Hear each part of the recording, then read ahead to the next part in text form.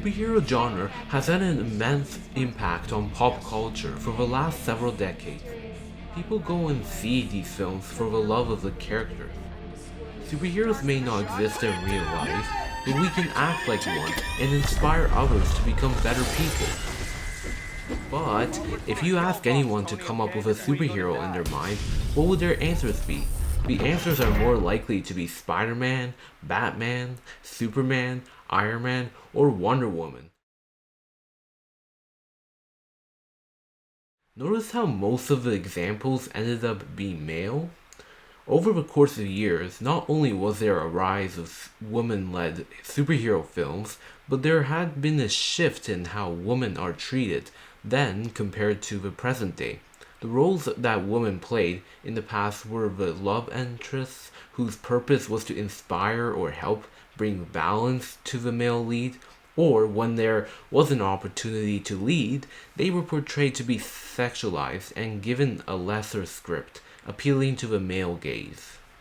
Iron Man 2 introduced us to an iconic female character in the Marvel Cinematic Universe, MCU for short, Natasha Romanoff, also known as Black Widow, who became an Avenger in later films. She is shown to be a highly skilled spy and martial artist for S.H.I.E.L.D., but plays the stereotype of not like other girls, and the infamous boxing scene, which can be described as simultaneously looked at and displayed, with their appearance coded for a strong visual and erotic impact, so they can be said to cannot to be looked at in this. With each appearance, the films reveal more about her past, and she is given a more complex personality.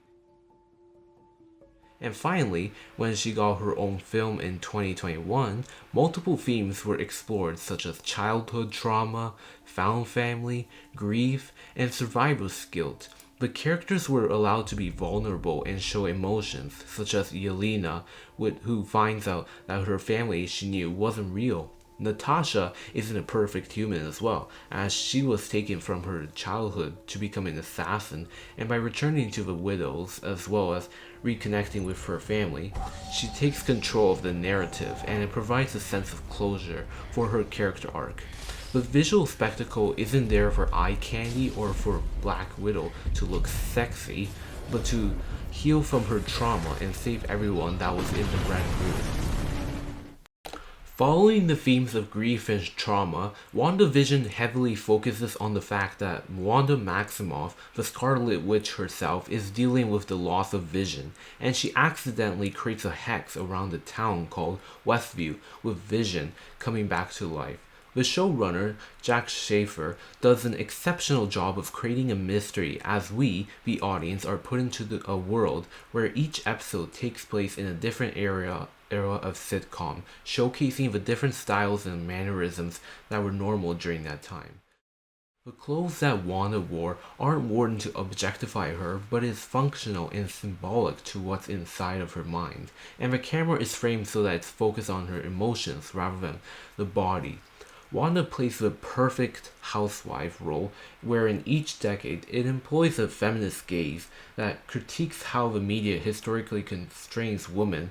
As each episode passes by, the reality she had created starts to break, symbolizes that they're becoming more aware of themselves and standing up to patriarchal expectations. Some elements include the change in aspect ratio, having colored TV, or the editing, which changes the pacing of the episode. When an expression, object, or a person is out of place, how the brain functions, Wanda would try and remove any sort of real-world connection to hide her buried trauma. Similar to a dinner scene in episode 1, the third episode has Wanda being pregnant, indicating that sometimes women are not prepared for what's to come, and during that era, it is often fast-tracked into motherhood with a lack of agency. The interactions with Wanda and Monica, woman-to-woman conversation, are very meaningful as they center around their shared trauma while being empathetic and have mutual recognition. Compare that to Agatha. For someone that has immense power, she wanted to challenge herself and be the person she has always been, rather than a simple reason of not liking one another. Black Panther Wakanda Forever continues the legacy of the first film by expanding the world where there are new challenges the Wakandas need to face, while also having rich themes like loss, isolation, legacy, and more. At the end of the first film, T'Challa made a speech at the United Nations that the country will no longer be isolated and vowed to share resources to the world. However, after the unexpected death of the leader himself, Ramonda, T'Challa's mother, decided to close and share less for the time being to process grief, but also likely known that the world won't treat resources like vibranium properly. This film is one of the few superhero films that have a dominant woman cast, with Shuri to Riri, and all play different types of leaders. For example, military, as we see with Dora Milaje being able to take out Western militaries without much of a struggle. Once again, like the previous films that were mentioned, this film treats all of them with competence and respect, not revealing in any sort of fashion.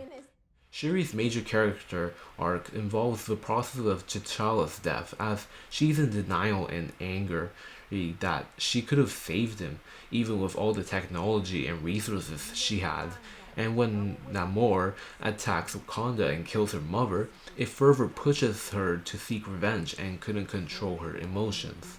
When she becomes a Black Panther, usually it would be a triumphant moment in a superhero movie, but it comes across as she's conflicted and has no choice but to attack the Talcans.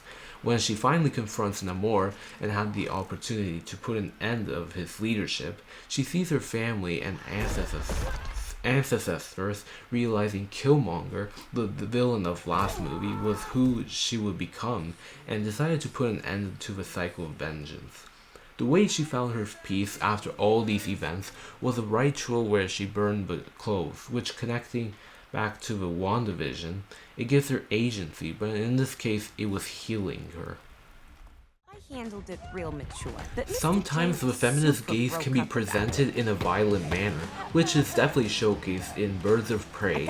The opening sequence showing she had a rough childhood with her dad and breaking up with the Joker, leaving her on the streets, establishes the character to be strong and independent. But when she goes on the streets beating people up and destroying a chemical plant, with word spreading out that she's not with Joker anymore, the criminals beat her up, and it reflects to the fact that women who don't have attachment to powerful men are no longer That wasn't safe. the only thing.